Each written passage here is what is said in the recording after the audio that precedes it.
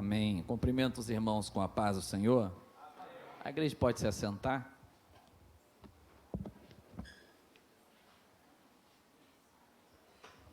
Livro do profeta Zacarias, capítulo de número 4.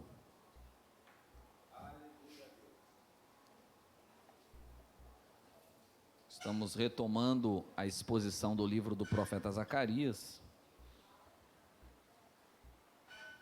Depois do mês da mulher, que foi o mês que se passou, tivemos aqui algumas quintas-feiras extraordinárias, onde também tivemos a oportunidade de crescer e sermos edificados na ministração da palavra do Senhor por mulheres de Deus, mulheres ungidas. A nossa alma saía da igreja sempre farta. E hoje nós retomamos então a exposição do livro do profeta Zacarias, capítulo 4, diz assim a palavra do Senhor.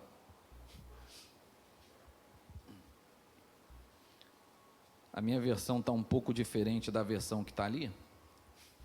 Eu acho, João, eu acho que é essa mesmo. É a minha NVI também. Agora está igual. Diz assim a palavra do Senhor. Depois, o anjo que falava comigo tornou a despertar-me como se desperta alguém.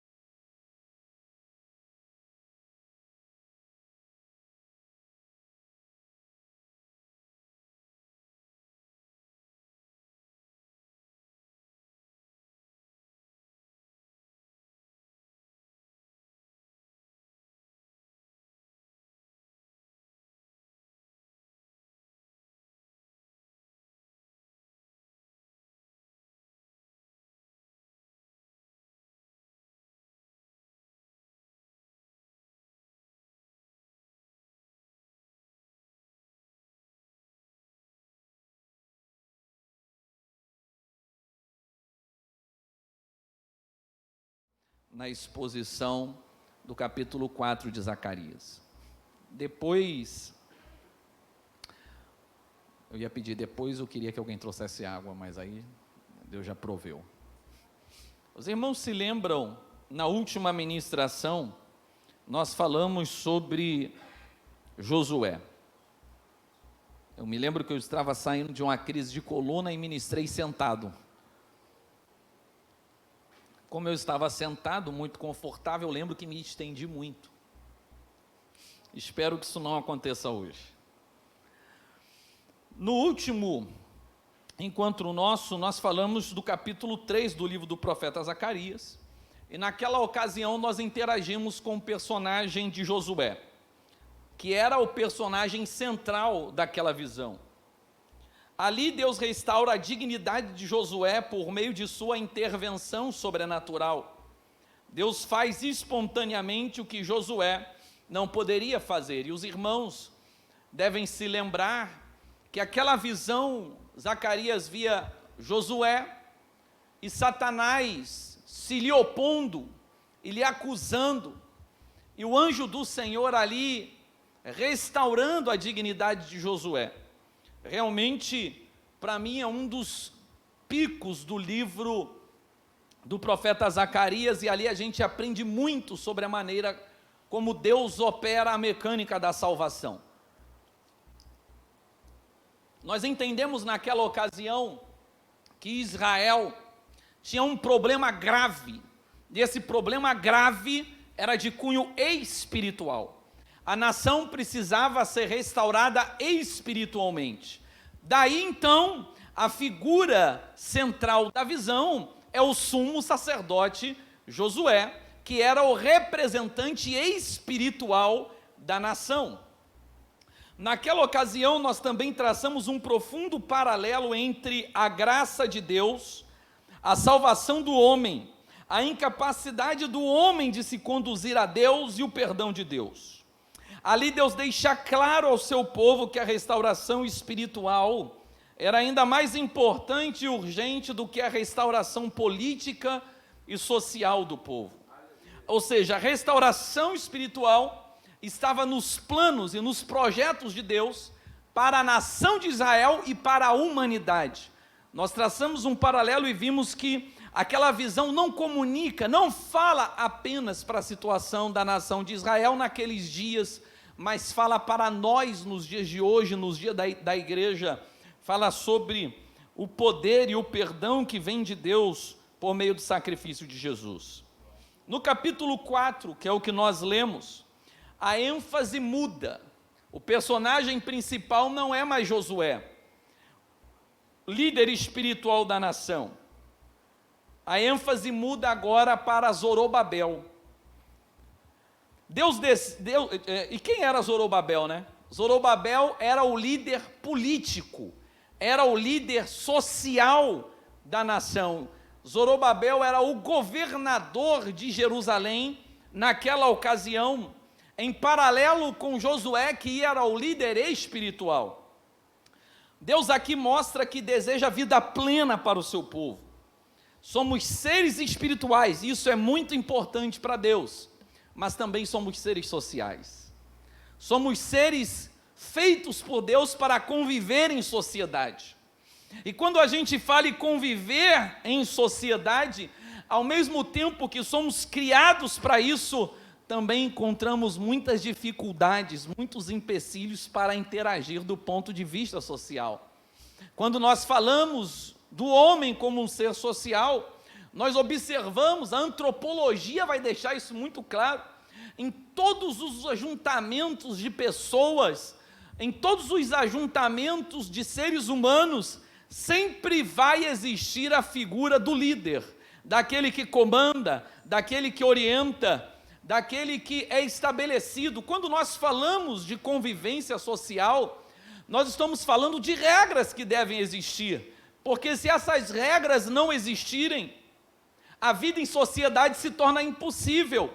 Você imagina isso há 4.000 anos atrás, a regra era simples: essa ovelha é minha, aquela é sua, e você não pode pegar a minha, e eu não posso pegar a sua. Mas e se o camarada que está aqui, então, cobiça e deseja aquela ovelha? Automaticamente nós já observamos nesse simples exemplo a necessidade de estabelecer princípios sociais que vão governar e reger a vida em comunidade. Aqui nós precisamos entender que Deus, ele tem essa preocupação. Quando nós voltamos na lei do Antigo Testamento, não apenas no Decálogo, mas no restante dela, inclusive na cerimonial, nós vamos observar a preocupação de Deus até com a questão da saúde pública. Por exemplo, por que a mulher era considerada imunda nos dias de sua menstruação? Porque, de fato, a probabilidade de se desenvolver doenças provenientes daquele período da mulher eram muito grandes. Então era coerente. Você imagina um povo no deserto, era coerente esse processo. Quer ver um outro exemplo? Era proibido comer carne de porco. Você vai observar que alguém aqui já viu um porco sendo criado na roça? Quem já viu aí? Levanta a mão. Pô, depois que você vê, você pensa duas vezes se vai comer ou não vai comer o porco. Porque o porco é um porco, irmão. O bicho é imundo. Ele vive em meio às próprias fezes. É um negócio terrível. Agora imagina naquela época. Se hoje você comer carne de porco, criado na roça, é perigoso, você imagina naquela época, proliferação de doenças, como é que não seria? Agora hoje, quando você vai num criadouro habilitado de porco, antes de entrar para ver o porco, você tem que passar por um processo de descontaminação, porque senão você contamina o porco, de tão limpo e puro que é o processo. Ou seja, nós sabemos que essas questões sociais fazem parte da existência humana. Foi Deus quem nos fez assim.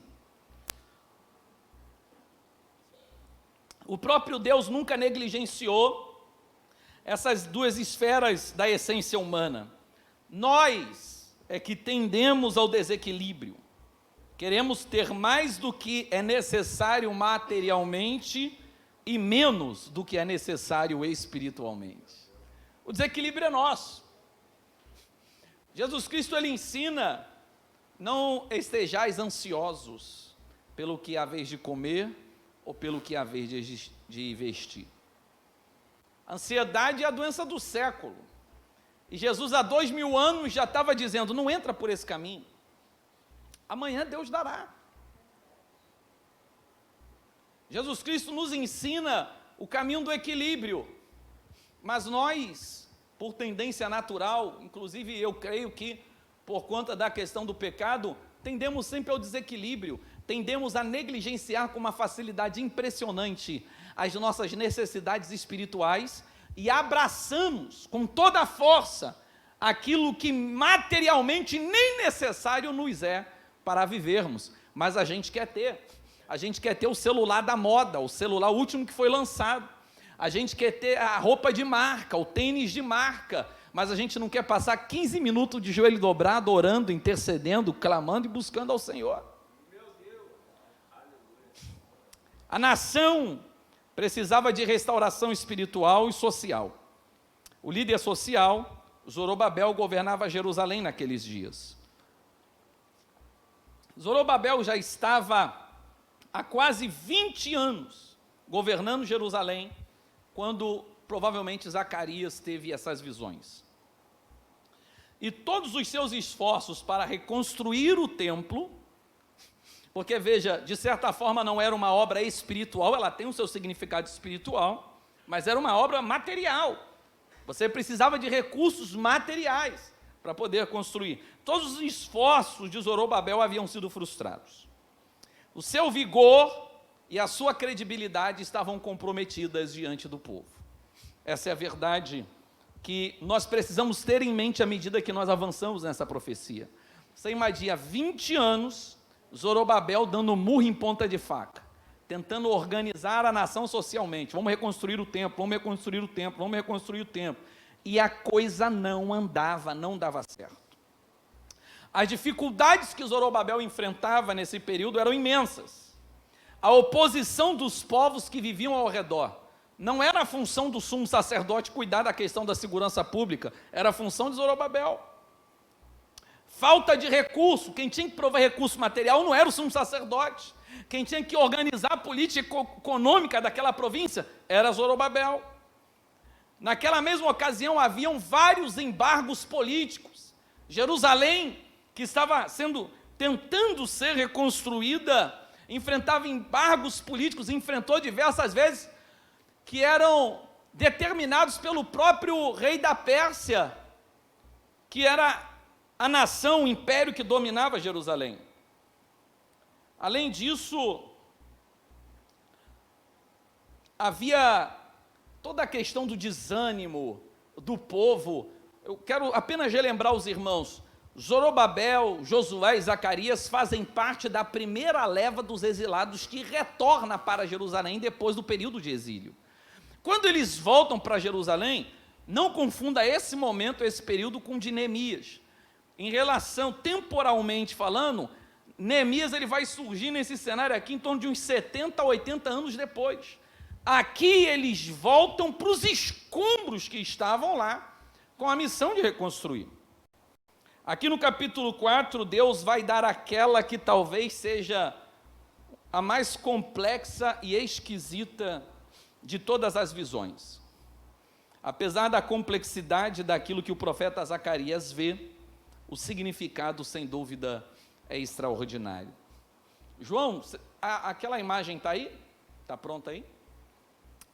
Primeiro tópico que eu gostaria de compartilhar com os irmãos é a visão. Mesmo aqueles que possuem uma imaginação fértil, terão que fazer um certo esforço para visualizar aquilo que o texto descreve. A visão em si descreve essa cena.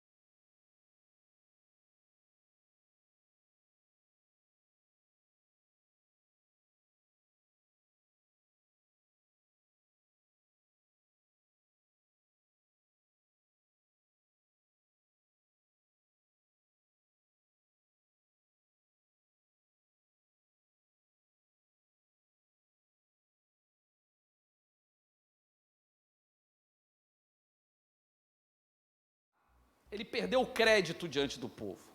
Zorobabel muito provavelmente já estava desanimado, porque 20 anos tentando construir. Hoje em dia a gente vê uma igreja, né, em obra a gente fala, é obra de igreja isso aí. Ou seja, hoje em dia nem é mais tanto assim, né? Eu me lembro até de uma igreja, não sei se é Assembleia de Deus, matriz de Seropédica, eu acho. Uma igreja linda, fantástica hoje. Mas eu lembro que há anos atrás eu passava ali e via só o esqueleto daquela obra. E aí quando eu passava com pessoas mais velhas do que eu, elas diziam, já deve ter uns 30 anos que essa obra está aí. Oi? Até o avô da Érica participou da obra lá. Já morreu. E isso é muito difícil, é muito complicado. Zorobabel precisava lidar com inúmeros desafios sociais. Por exemplo, desânimo popular, nem o povo acreditava mais em Zorobabel. Falta de infraestrutura generalizada, não só no templo, mas na cidade. A cidade estava em escombros. Falta de recurso público, da onde? Da onde que Zorobabel ia tirar dinheiro, recurso, para poder realizar essa obra? É igual o pastor quando vai fazer uma obra na igreja. A primeira coisa que ele se pergunta é, da onde que eu vou tirar esse recurso para essa obra? Inimigos ao redor. Além de tudo isso, Zorobabel ainda tinha que se preocupar em defender os escombros aonde aquele povo morava. Política externa era outro problema. Embargos econômicos impostos pelo rei da Pérsia eram outro problema. Reorganizar uma nação do zero é tarefa complicada. Zorobabel estava ansioso, angustiado e descredibilizado. É nesse contexto, é assim que se encontra Zorobabel. E é nesse contexto que Deus vai reavivar o ânimo do seu ungido, com a frase, não por força, nem por violência, mas pelo meu espírito, Zorobabel. Essa mensagem, ela tinha endereço certo. Deus está dizendo, Zorobabel, calma. Não é por força, não é por violência. Deus está dizendo para Zorobabel, Zorobabel, não fique ansioso, não fique desesperado. Você está olhando ao redor e não está vendo solução, mas fique tranquilo porque eu não perdi o controle de nada.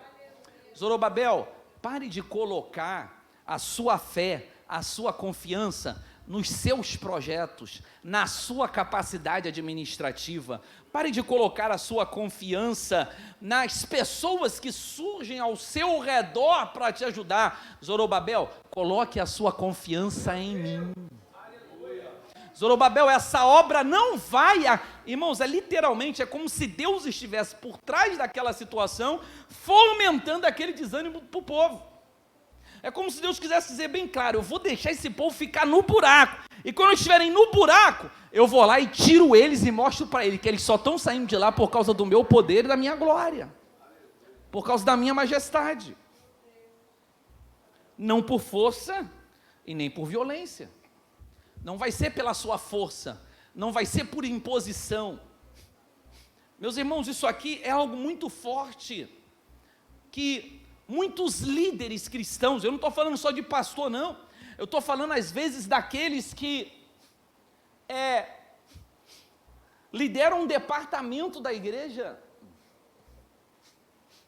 Eu me lembro de alguns anos atrás, quando nós tínhamos um obreiro aqui, que do nada esse obreiro chegou para mim no gabinete, ele era diácono, a esposa dele diaconisa, ele chegou para mim no gabinete, marcou um gabinete, eu achando que era um gabinete normal, e ali no gabinete ele chegou para mim, eu vim comunicar ao senhor que eu fui consagrado a pastor. Eu falei, acho que eu não entendi, repete. Eu falei isso umas 3 vezes para ele, porque é uma coisa tão surreal, né? Eu falei, cara, eu não estou ouvindo isso. É o quê? Você foi consagrado aonde? Não, fui consagrado numa igreja, não sei o quê. Eu queria saber como é que vai ficar a minha situação. Aí eu falei, aqui na nossa igreja você é diácono, vai continuar sendo diácono. Aí ele saiu da igreja e foi abrir uma igreja lá, aqui na rua da nossa igreja mesmo. Algumas pessoas até me fomentavam, pastor, o senhor não vai fazer nada, porque o fulano está indo com ele, o ciclano está indo com ele. Eu falei, aí eu assumi a mesma postura de Gamaliel, se essa obra for de Deus, O que eu vou poder fazer para impedir? Quem quiser ir, que vá. Não é por força e nem por violência, mas pelo meu espírito. Às vezes eu tenho a impressão de que quando você encontra uma igreja que trabalha com campanha, é como se eles quisessem usar o esforço, a estratégia, o poder, a forçar aquilo, forçar aquele crescimento, porque não se iluda, meus irmãos, é em campanha que, isso aqui aparece, é em campanha que isso aqui aparece, e aí parece que se quer forçar o crescimento da igreja. Vamos fazer aqui o encontro dos vasos, vai bombar. Mas a palavra está aqui, irmãos, nem por força e nem por violência. Para que se desesperar? O consolo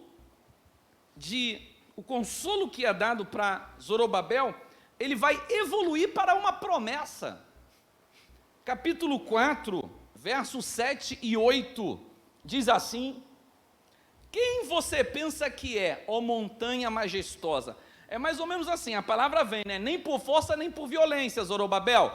Aí agora é como se Deus tivesse se voltando para todos os desafios que Zorobabel tinha que enfrentar. E para todos esses desafios, Deus aqui vai dar um nome, montanha majestosa.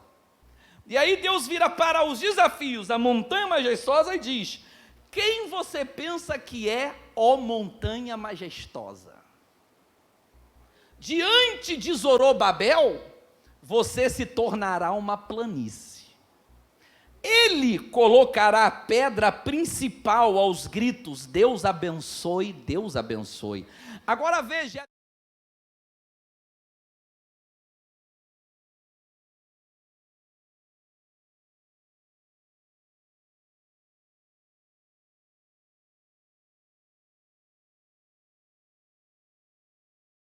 é isso que o texto se refere, a pedra principal. Essa expressão também poderia ser traduzida como a última pedra ornamental, como, na nossa linguagem, como se fosse a cereja em cima do bolo. E Deus está dizendo: Zorobabel, nem por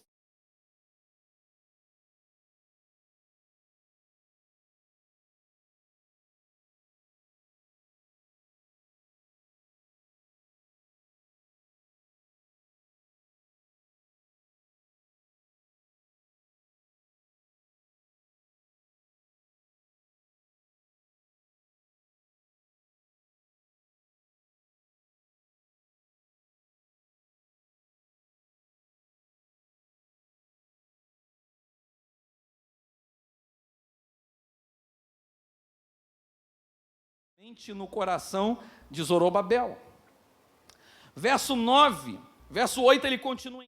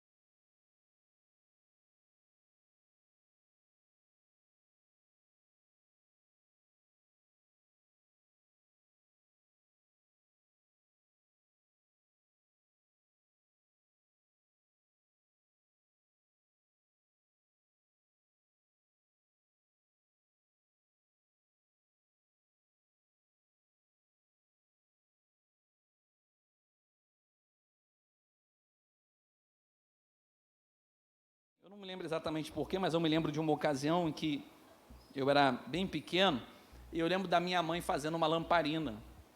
Ela fez e, enfim. A lamparina, meus irmãos, a realidade do candelabro é essa, porque veja, ali não, hoje a gente vê os filmes, né, a gente coloca a vela ali, esquece isso, não havia vela naquela época. Então ali era o quê? Aquele copinho ali era cheio de azeite, e ali no meio você botava um pavio, que era uma espécie de um tecido que ficava molhado, e aí você acendia esse pavio, e o azeite ali ia queimando, vai queimando aos poucos e vai produzindo luz. Se você pegar só o pavio e acender só o pavio, você vai produzir uma luz descoordenada. Escute, você vai produzir mais fumaça do que luz. Se você botar fogo só no pavio, você vai observar que o pavio ele vai queimar rapidamente e vai se acabar. A luz vai vir misturada com muita fumaça. Eu quero que você entenda isso. Nós somos o pavio. E é exatamente isso que acontece. Se você tentar produzir luz sem azeite, você vai produzir, sabe o quê? Muita fumaça. Sabe o que você vai produzir? Muita fumaça. A luz do pavio, quando você acende, naquele primeiro momento, ela é até intensa. Assim é aquele que não tem azeite. Ele começa a brilhar na correria e está correndo para cima e para baixo, está fazendo. A gente olha e até admira, mas com o tempo a gente começa a perceber, está fazendo muita fumaça. Com o tempo a gente começa a perceber que aquela luz, ela começa a diminuir. E rapidamente se apaga. Deixa eu dizer uma coisa, se faltar azeite, você vai apagar. O candelabro era de ouro. Sem dúvida, isso fala do elevado valor, porque ouro fala do valor. E também fala da pureza. A igreja foi comprada pelo sangue de Cristo. E isso aponta para o alto valor da igreja. A igreja foi lavada e remida pelo sangue. Isso fala da pureza que deve existir entre nós. Se somos de fato esse candelabro, não dá para ser de outra forma. Temos que ser de ouro maciço. O candelabro é um objeto único. É um objeto único. Não dá para você desmontar os pedaços. Ele é uma coisa só. Apesar disso, ele possui 7 lâmpadas. Você consegue entender isso? Aqui nós estamos falando da unidade na diversidade. Pastora Janaína canta. Agora ela canta e prega, né? Daqui a pouco vai tomar meu lugar na igreja. Pastora Janaína canta. Eu prego. O Gabriel toca a bateria. O Vitor toca quase tudo. O PH auxilia o pastor. O Rodney é diácono obreiro na casa do Senhor. Todos nós fazemos parte do mesmo candelabro, mas cada um de nós emite uma luz diferente. Agora perceba, eu quero chamar sua atenção para isso. Azeite, ou melhor, candelabro sem azeite, é apenas um objeto de decoração. E a pergunta que você precisa se fazer essa noite é essa: que tipo de candelabro eu sou? Com azeite ou sem azeite? Que tipo de luz eu produzo? Meus irmãos, o outro ponto de extrema importância dessa visão que eu gostaria de compartilhar com os irmãos,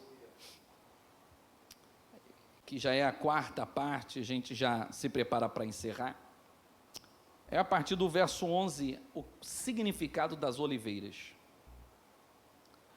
Verso 11 do capítulo 4 diz assim: a seguir perguntei ao anjo, o que significam estas 2 oliveiras, à direita e à esquerda do candelabro?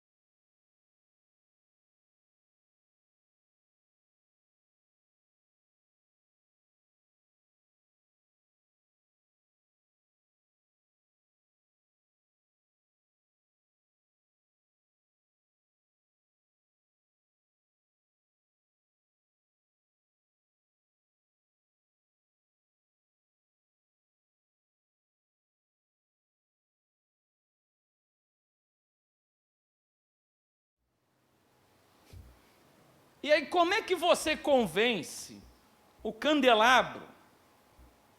Mano, tu é candelabro. Não, eu quero ser oliveira. Mas tu é candelabro. Não, mas... E aí é todo um empenho, todo um esforço, todo um desejo, toda uma aspiração para ser oliveira. Mas na Bíblia, em lugar nenhum, Deus transforma oliveira em candelabro, nem candelabro em oliveira. Uma coisa que fica clara aqui é o alto valor e a importância que Deus dá aos líderes que Ele estabelece. Davi temia tanto a Deus, entendia que mesmo Saul vivendo na miséria, no erro total, Deus é que havia estabelecido ele lá.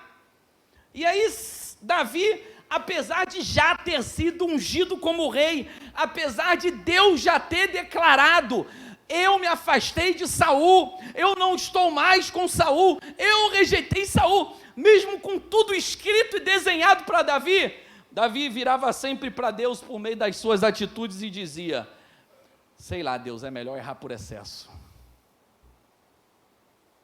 E não fez absolutamente nada contra Saul.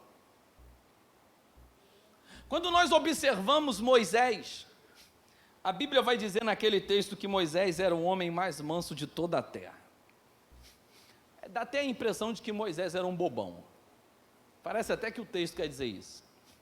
Aí Arão e Miriam, eles vão se unir e vão contextualizar, eles vão espiritualizar um plano que eles tinham. Para quê? Para serem tão importantes, ou talvez eles tivessem até uma boa intenção, queriam talvez de fato contribuir com o crescimento. Aqui é o cenário onde você tem o candelabro querendo ser oliveira. E aí eles vão planejar e vão espiritualizar a coisa. Ué, Deus não fala conosco também? Nós também não somos do povo de Israel, na nação santa? Nós também não estamos aqui amassando barro igual Moisés? Carregando o povo nas costas? Não, certamente Deus fala conosco. E Deus está lá só olhando. Ih, candelabro querendo ser oliveira, hein? Eles não entenderam ainda que... É como se ele estivesse dizendo: pô, Moisés não tem perfil, eu faço melhor, eu consigo levar esse povo além. E Deus já vivia, porque essa frase, nem por força, nem por violência, ela descreve como Deus é e como Deus age. E a Bíblia vai dizer que Deus não muda e nele não há sombra de variação. Então essa mesma frase já era o raciocínio de Deus lá atrás, na época de Moisés. Nem por força, nem por violência. Aí parece que o texto vai dizer: Moisés era o mais manso. É tipo assim, pô, Moisés deu margem para a galera querer tomar o poder. E eles tentam espiritualizar, e Deus vai até Moisés. Moisés não sabia de nada. Porque Deus, ele protege o candelabro até nessa hora. Protege as oliveiras até nessa hora. Moisés, chama Arão e Miriam aqui, que eu vou me reunir aqui, eu quero falar com vocês três. Aí eles vêm, Moisés sem saber o que estava acontecendo. Aí Deus começa a repreender Arão e Miriam. Quando eu quero falar com vocês, eu falo através de sonhos. Eu falo através de visões.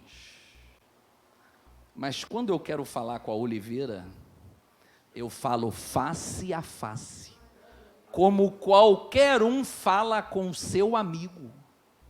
Vocês ficaram malucos? Vocês estão doidos de questionar a liderança daqueles que eu estabeleci como oliveira?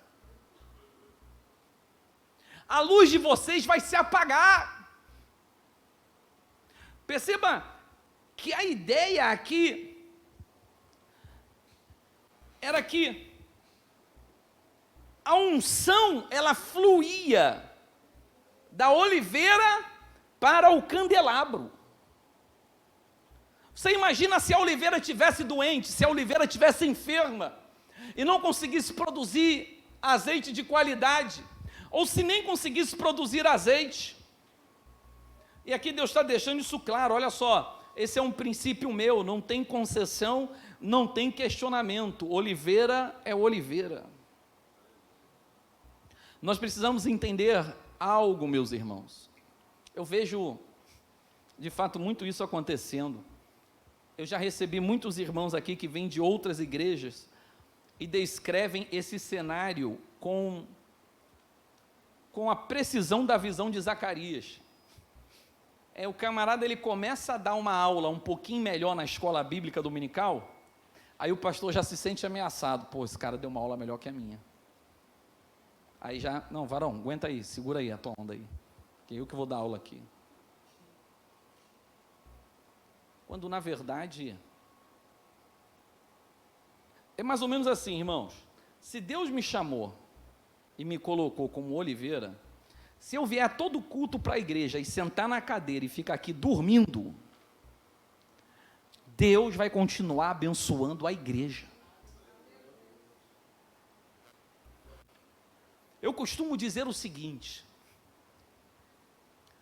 principalmente para as pessoas com quem eu faço gabinete: a melhor maneira de eu ajudar como pastor, a melhor maneira de eu ajudar como líder, como dirigente da igreja, é não atrapalhando. Eu digo isso para os pastores que eu conheço e vivem nessa crise. Varão, não atrapalha aquilo que Deus está usando outras pessoas para fazer. Deixa Deus fazer a obra. Quem tem a visão, tem o dom. É assim que Deus trabalha. Nem por força, nem por violência, mas pelo meu Espírito. Meus irmãos, vamos ficar de pé. Nós vamos agradecer a Deus por este culto. Na semana que vem, nós daremos continuidade a essa ministração. Senhor, nosso Deus e Pai, é bom estarmos aqui. Nós queremos te agradecer de todo o nosso coração, pela tua doce graça e bondade, por ter nos guardado, ter nos conduzido até este momento, este ambiente, por ter e estar sempre nos livrando de todo o mal e nos conduzindo à edificação na tua palavra. Que o Senhor, de fato, Paizinho, abençoe as vidas daqueles que estiveram presentes e que o Senhor desperte aqueles que por motivos fúteis não se fazem conosco aqui presente. Cuida de nós, dai-nos ainda uma semana, um feriadão abençoado. É o que nós te pedimos, ó Deus. Te agradecemos em nome de Jesus. Que a graça do nosso Senhor Jesus Cristo, o amor de Deus Pai e as consolações do Espírito Santo repouse sobre todos nós. Todos juntos dizemos: amém. Eia! Subamos e possuamos a Deus. Eia! Subamos e possuamos a Deus. Eia! Subamos e possuamos a Deus. Deus abençoe a todos, em nome de Jesus.